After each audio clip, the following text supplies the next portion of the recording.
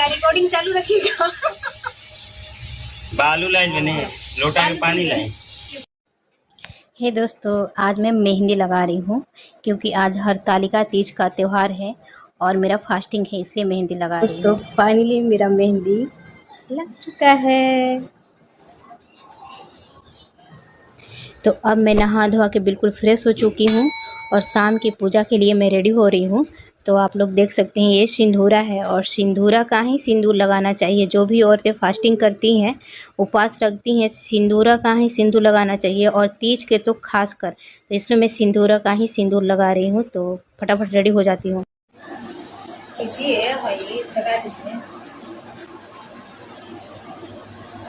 लगा दीजिए ना।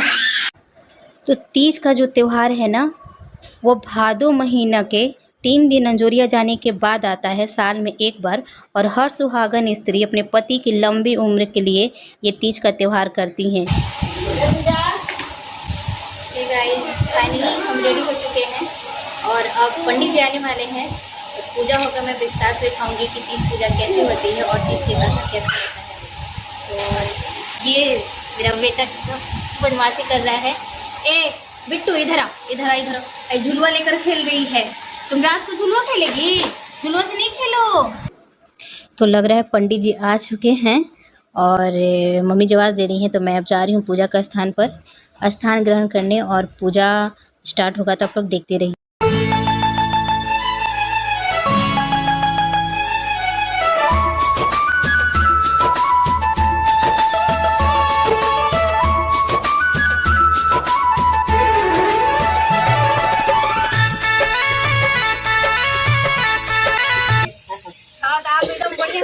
रिकॉर्डिंग चालू रखिएगा। बालू लाइन में नहीं, लोटा में पानी लाइन। किस्मत से ये हो गया बस। ये बेटा साइड में बैठ जाओ, इधर यहाँ बैठो जाओ।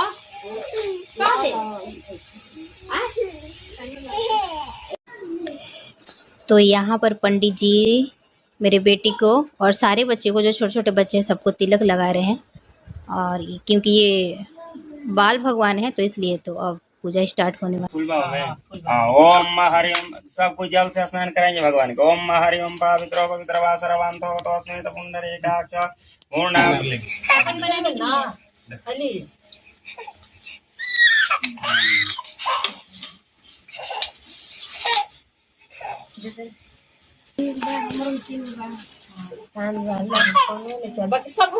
सब बाबा जी अर्पण लगाएंगे। क्या है ये?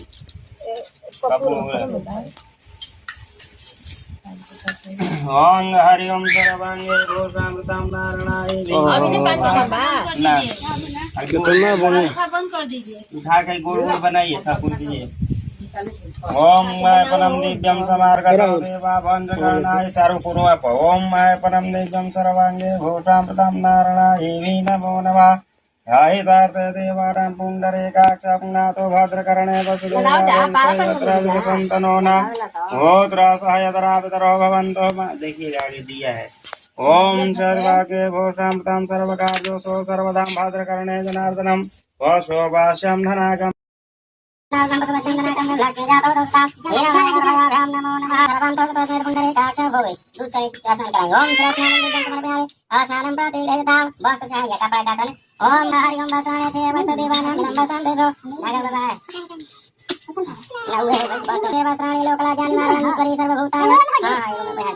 ओम भक्तांते भ्यो नमो नमः। भक्तांते भ्यो नमो नमः। सर्वे भ्यो भयंकरो सर्वांगे भूषामृतम नारायणाय नमो नमः। लक्ष्मी जातवदोषं श्यामाकृष्णे भूषामृतम नारायणाय नमो नमः।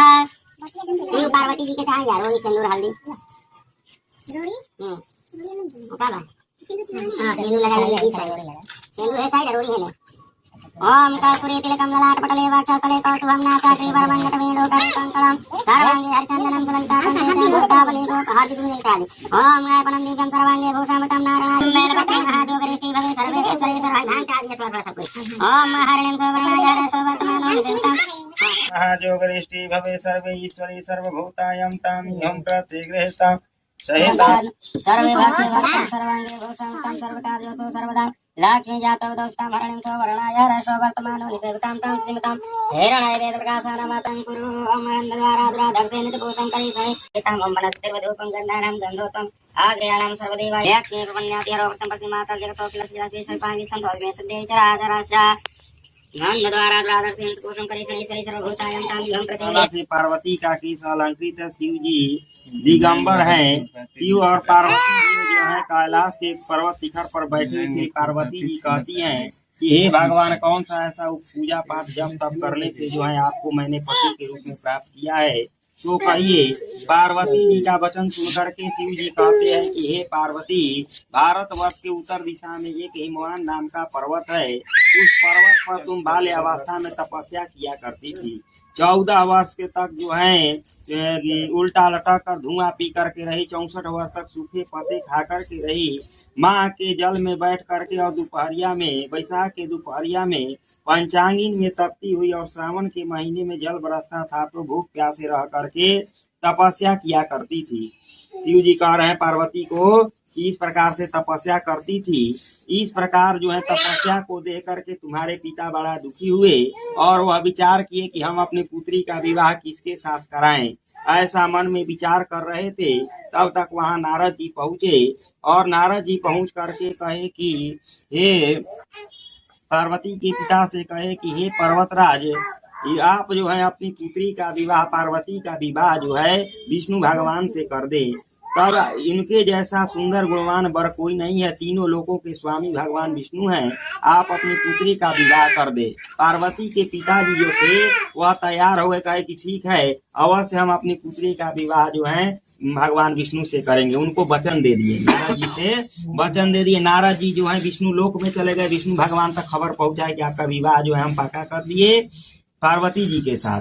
जब पार्वती जी को पता चला कि उनका विवाह विष्णु भगवान से हो रहा है, वह दुखी हो गई, रोने लगी। रोते हुए अपने सखी के घर गई। सखी के घर जाकर के कही कि हे सखी, अब हम जीवित नहीं रहेंगे, अपना प्राण त्याग कर देंगे। जीवित रहने से कोई फायदा नहीं है। सखी ने पूछा कि क्या हो गया, बताओ।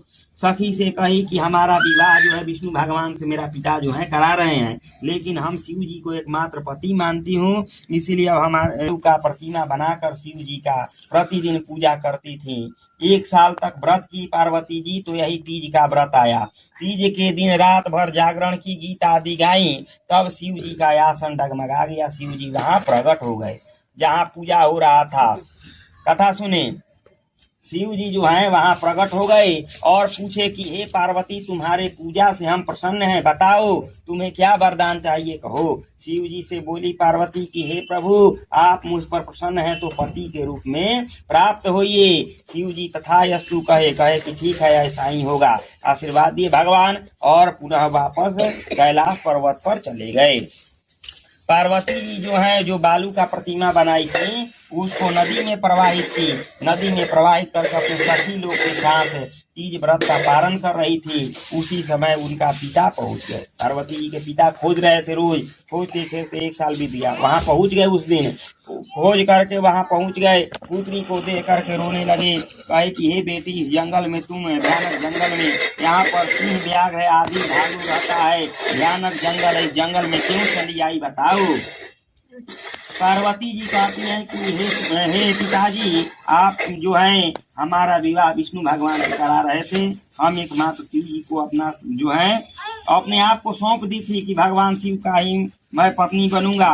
इसलिए हम ये जंगल में चले आए और यहाँ पर शिव जी का आराधना कर रहे थे। पिता उसके कहे कि हे पुत्री, घर चलो, जैसा कहोगी वैसा होगा। घर पर आकर के पार्वती का विवाह जो है शिव जी के साथ हुआ।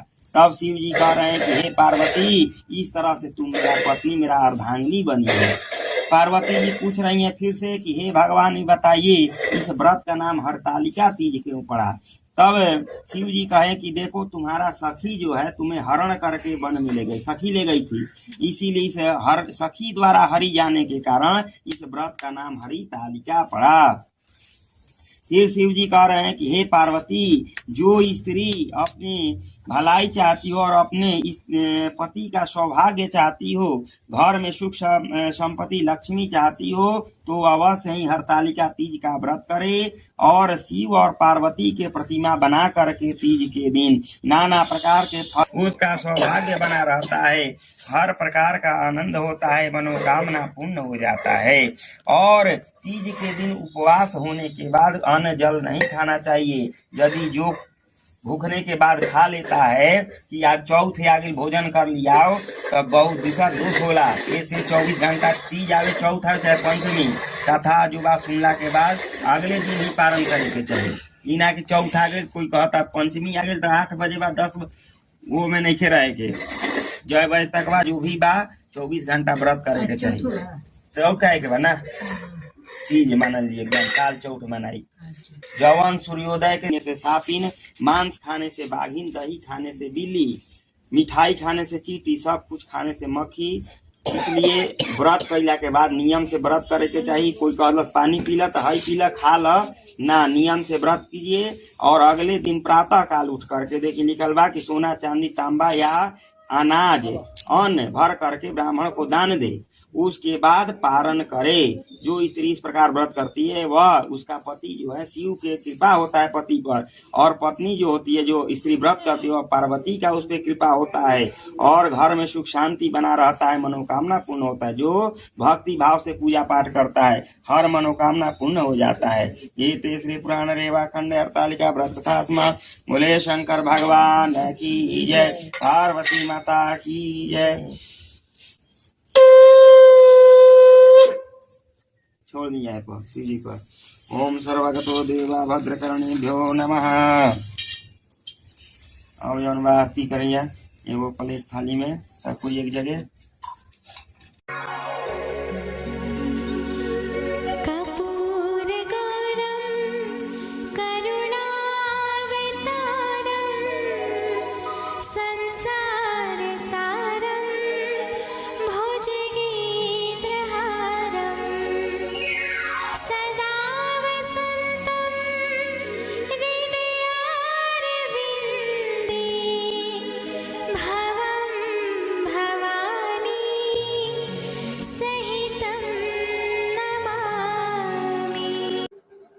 तो फाइनली अब कथा समाप्त हो चुका है। जो भी पूजा का कथा था संपन्न हो चुका है और हम लोग श्रृंगार का सामान पंडित जी को दे रहे हैं और श्रृंगार के सामान के साथ अन्न भी दान किया जाता है।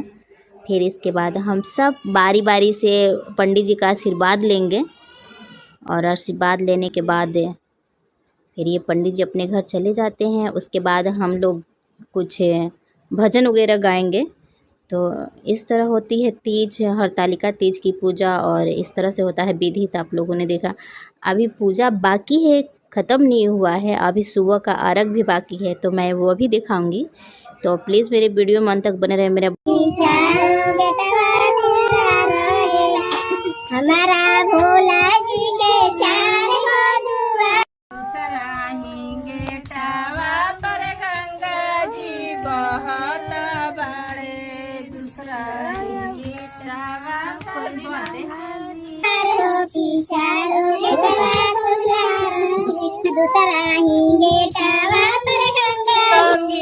धतुरवा हो, तीसरा ही बेटावा पर भंगिया धतुरा।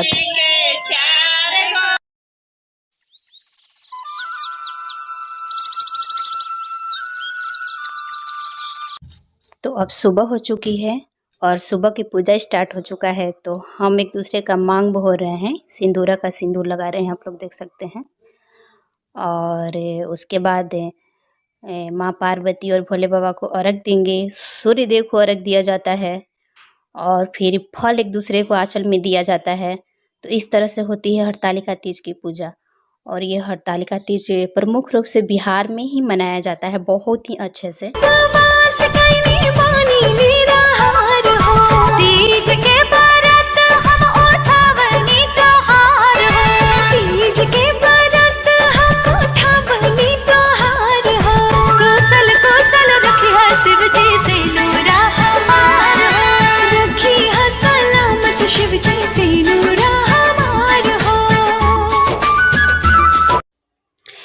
अब हम लोग अर्घ दे रहे हैं भोले बाबा माँ पार्वती को दूध से और गंगा जल से।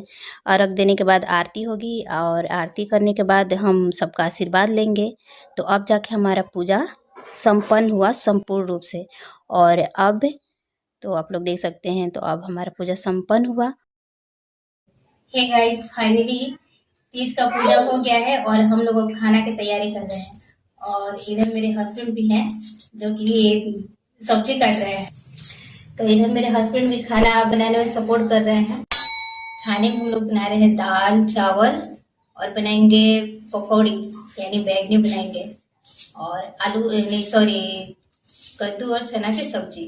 तो आप लोग देखिएगा, खाना एकदम मस्त बनने वाला है। तो हमारा भोजन तैयार हो चुका है और हम भोजन करने बैठे हैं। तो फाइनली 24 घंटे के बाद, निर्जला व्रत रखने के बाद अब भोजन कर रहे हैं। 24 घंटे तक हमने कोई अन्न और पानी तक नहीं पिया है। तो आज की वीडियो में बस इतना है। मिलते हैं नेक्स्ट वीडियो में। हर हर महादेव।